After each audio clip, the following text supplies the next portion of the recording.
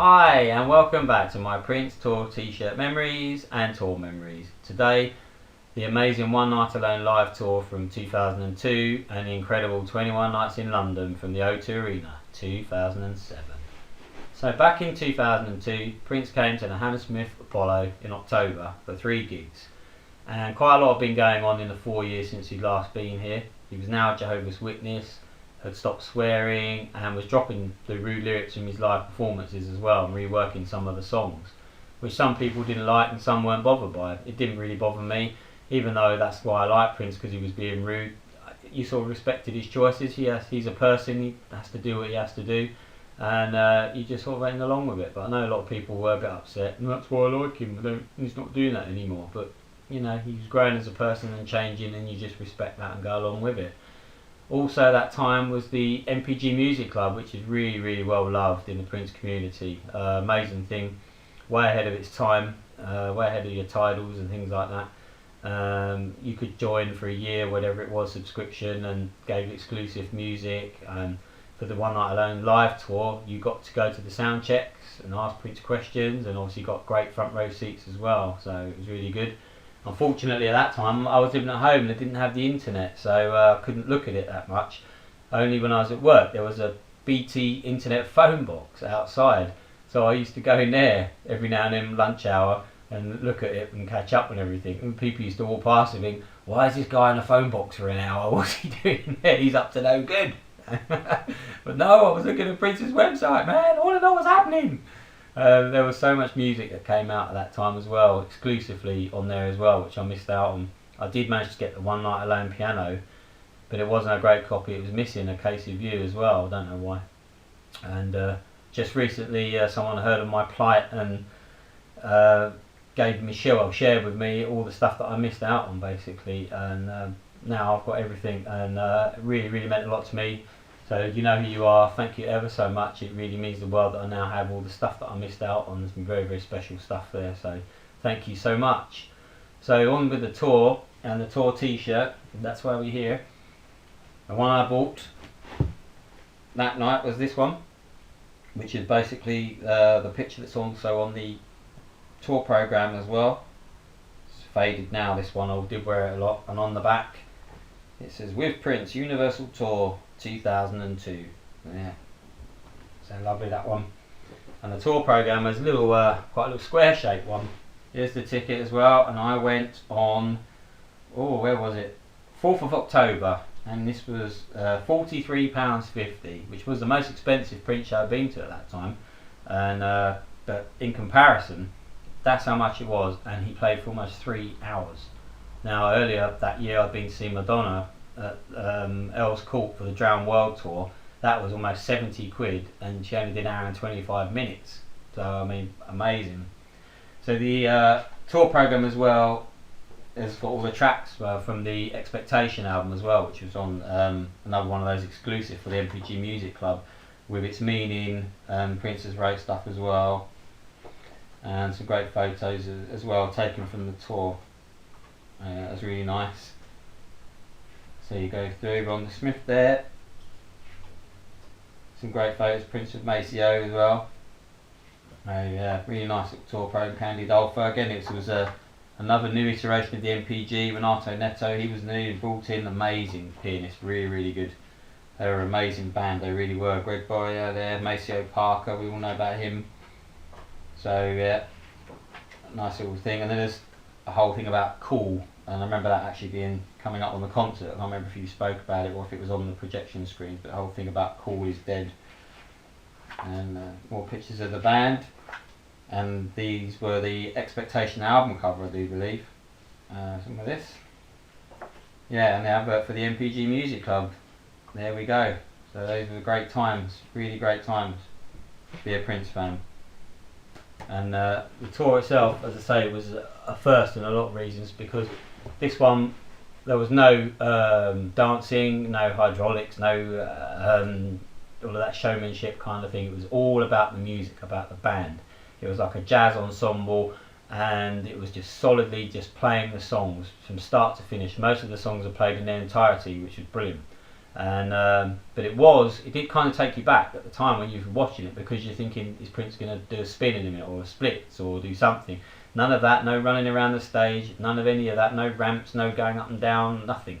He was just standing there playing the instruments, and it really was amazing. It's not, but it was kind of, when you look back at it, you realise what you were witnessing, something special really at the time, as I say, because you don't know what's going to happen. You're kind of thinking, well, you're a little bit unsure about it, even though the music's brilliant. You've never seen this before at a Prince show. It was more like, I suppose, like one of the after shows maybe. The actual stage itself was pretty low key as well. It was just projection screens with images put onto them. Prince's keyboard had like a big Mercedes grille at the front of it, and John Blackwell on the drums. He had this sort of perspex thing all around him. I presume it had something to do with the sound maybe, but he was sort of sitting in behind it with his drum kit. You had Ron Smith with a double bass and a normal bass. Most of the songs we played came from the incredible Rainbow Children album, which is absolute genius. Just a work of art. I could talk about that forever. It's just amazing, amazing album. They came from that. They came from the One Night Alone album, and with a few hits as well thrown in, but not the ones that you'd expect. So it was really great. You had things like Take Me With You, Strange Relationship. You did get Raspberry Beret, that was good, and a lovely piano medley. And one of the great things of the night I went was he did Power Fantastic, which is one of my ultimate favourites. A beautiful, haunting song. Always been up there, my favourite Prince songs, and I was lucky enough that he did it that night, the whole song on the piano. It's just amazing. I could not believe it. I really couldn't. I've been blessed quite a few times. I've seen Prince, for him to do songs that maybe not normally get played at some of my favourites, and he's done them. So I'm so thankful. What an amazing song. And also when he did How Come You Don't Call Me Anymore, and he did that bit with the scream, and he goes, yeah, and then it goes, it goes on and on and on this loop, and it's so loud. You were like, it made your ears hurt. It's like, oh my god, that is amazing. And when he did Family Name, and a bit at the end where he distorts his voice, that higher voice, you know, that my fellow Americans, I own slaves too. And when he did that bit, and then the bass goes, dun, dun, dun, dun, dun, dun, dun. There's this whole long section. It's dragged out longer than it is on the Rainbow Children album. And while that was going on, Prince was playing this incredible lead guitar, but there was this strobe effect, which was incredible. It's lit up the whole theatre. Everything was just strobing. Dun, dun, dun, dun, dun, dun. It was absolutely, hairs on the back of your neck stand up. I remember just looking at my brother and going, wow, that's incredible. What an effect. It was really, really good. Unfortunately, it doesn't come out that well on the DVD. The Live from the Aladdin, it's on there, but the effect is not the same as being there. It really was something to behold, that bit. It was magical, it really was. So it was a great concert. As I say, almost 3 hours. Remember the announcer saying 8 o'clock, Prince would be on promptly at 8 o'clock, which is unheard of. We don't normally get that. There's no support act or nothing. And he was on at 8 o'clock because he was going to play for so long. So yeah, amazing. And it wasn't until later on that year really when the live album came out, and he released the 2 CDs, you know, the after show party and the concert. And I remember it was near Christmas time, and a friend of mine texted me. He was in HMV on Boxing Day, because this was when they first started opening Boxing Day shops. And he said it was there, one copy of it. Oh, is he winding me up or what? And no, they've got it in there. I was like, oh man, Boxing Day, I've got family coming, I can't go out. And I'm thinking, but who's going to be going out on Boxing Day? What's the chances of a Prince fan going in there and buying it, you know? But all day, this bit of my stomach, I just want to go and buy it, I really want to go and buy it. And I had to wait till the very next day, and I was there at 9 AM, I'm not joking, when they opened, and I was in there and I bought it. Oh, I got it! That's fantastic. But it wasn't until I got it back and you listen to it closely, you realise what an incredible band he'd put together again. When you listen to Everlasting Now and Family Name and things like that, and the arrangements and how they were changing it on a drop of a hat, it was absolutely mind-blowing. Really was. What fantastic musicianship on that tour. It really was incredible. So there we go, that was the 2002 One Night Alone tour, Hammersmith Apollo. And of course next we've got the amazing 21 Nights in London. Just get the programme here. Now this one followed very similar the format from the Musicology tour from 2004, whereas you got the CD with the ticket, The concert was in the round. It was advertised as it would be the last time the hits were going to be performed, and the concert opened with an induction to the Hall of Fame. So when it came to the London shows, we got the Planet Earth album. I'm sure most of you went and got about 50,000 of these. I think I ended up with 7 copies of it, I think, of that album. Fantastic album. Fantastic. And so you got the album with the ticket, and it was in the round, and it opened with an induction, the UK induction to the Hall of Fame. So it's very, very similar. And in fact, some of the arrangements of the songs were the same for the musicology as well. The way they were played, things like Controversy and things like that, were the same as that as well. I was lucky enough to go to 3 shows during this run and an after show party. I've got all my tickets here. We've got the tour t-shirt, let's have a look. And I bought the one to do with guitar, because I love the guitar ones, as you know. The purple cymbal guitar, how cool is that? And the lyrics to the song guitar as well. I love the cymbal guitars, especially in purple. There's nothing on the back, it's just that. That's a great t-shirt, and I still wear this one to this day. This one's not been packed away yet in the loft. I do love that one. A lovely big tour programme, it's fantastic. That one I think was taken from the Brits performance, and that's what he was wearing when he performed at the Brits. That was the thing as well about this tour as well, is that Prince had put in some high profile performances in the years running up to it that I think have really boosted his sort of popularity again with the general public. It was that kind of thing. I remember after the Brits performance on the radio the next day, everybody raving about Prince, you know, and you kind of had a little wry smile to yourself thinking, yeah, where have you been? He's never been away. But you know, there was the induction into the American Hall of Fame, the Brits performance, the Super Bowl performance in 2007, the induction into the UK Hall of Fame, residency at Vegas for 3121. So there were so many things that he'd done. So when the 21 nights came about, it was only one night announced to start with, and it sold out in minutes. And that's never happened before. I didn't get a ticket, and I was so gutted. I was like, I've never not been able to get a Prince ticket before. What's going on?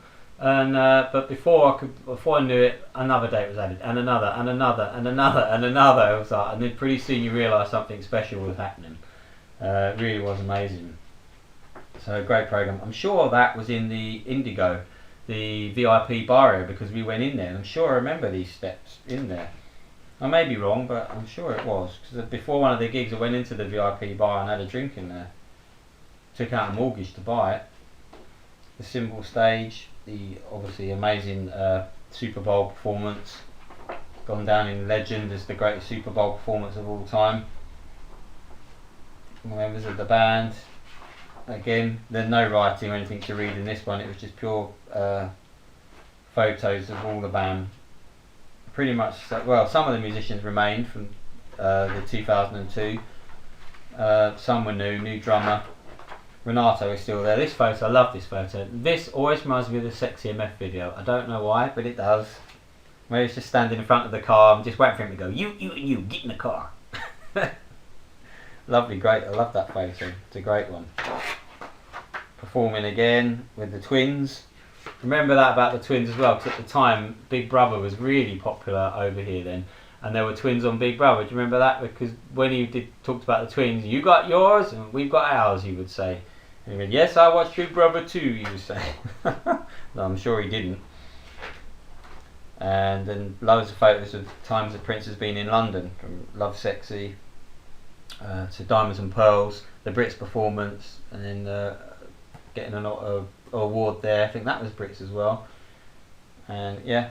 So it was great, a really nice tour programme, lovely pictures in there, and there he is, there's the man himself. 21 nights in London, and every night was different. Another thing I bought from that as well was this, oh sorry I almost dropped it, you can see that, it's lovely pin, really nice. So my friends, that's where this little run of videos comes to an end, I'm afraid, because those shows were the last times that I saw Prince live. He did come back in 2011 into the Hop Farm, another legendary performance, but I wasn't able to make that. And then of course the Hit and Run tour with Third Eye Girl. But some of those ones we had to show up and queue up for hours and what have you, with work commitments, and I'd become a father and loads of things like that. It just wasn't able to go and drop of a hat queue all day, it just wasn't possible. I did try to go to the Cocoa Club one. Me and my brother, we sat up there. There's that pub on the corner of Camden, and waiting to see if we could get it, what the price was going to be, because there was all this thing with the £10, £70. Suddenly the tickets had gone ridiculous money as well. But one of the good things about that period is that's where funny Twitter came alive. The Prince Army was born around that period, really. Before then I had a Twitter account, but I hardly used it. But then it just went off the hook, and it's been that way ever since. Met some great people on there, friends now, I like to call friends now, the Prince Army. I was able to then go to a brilliant Purple Rain anniversary gig that was organised by Funky Mr G. That was a really great night. So all these things sort of came about from that. So even though I didn't get to go to any of the shows, at least one positive thing came out of that. So that was good. So yeah, missed out on the Cocoa Club one, even though I was there. We had to abort in the end because it was going to be second show or maybe a third show, and then you've got to get back from London, and that's going to cost more money. So we just had to knock that on the head. And then the last show, I think the one at the Camden Roundhouse, where this time it was going to be booked before in advance, I was definitely going to go. That's it, I'm going to go. The Wi-Fi went down at work and I couldn't get through. I couldn't believe it. So I just had to accept it, that fate is saying I'm not going to this tour, and that was that. By the time Piano and Microphone came round, this time nothing was going to stop me. I was going. It was good. It was near November. It was going to be, wasn't it? So it was near to Christmas. It was going to be me and my wife's Christmas present. We'd arranged it. I knew where I wanted to sit. I knew what shows we were going to. I had all the links on my phone. Everything was ready. This time I was going, but as fate had it, none of us were going to go to that show, and that was that. So when I look back now, I think, well, I've been so blessed to see Prince that many times anyway, more than some people. I've been to incredible performances, after show parties that will live on forever, amazing performances of my favourite songs, and I've seen one of the greatest artists the world has ever seen and ever will. So I'm truly thankful and blessed for that. So I hope you enjoyed sharing some of my memories and seeing the t-shirts and things of the tours that I attended. And as I said before, I'd love to hear your thoughts and memories if you went to any of these shows as well. It'd be really nice. So once again, thank you for watching, and I'll see you soon. Bye.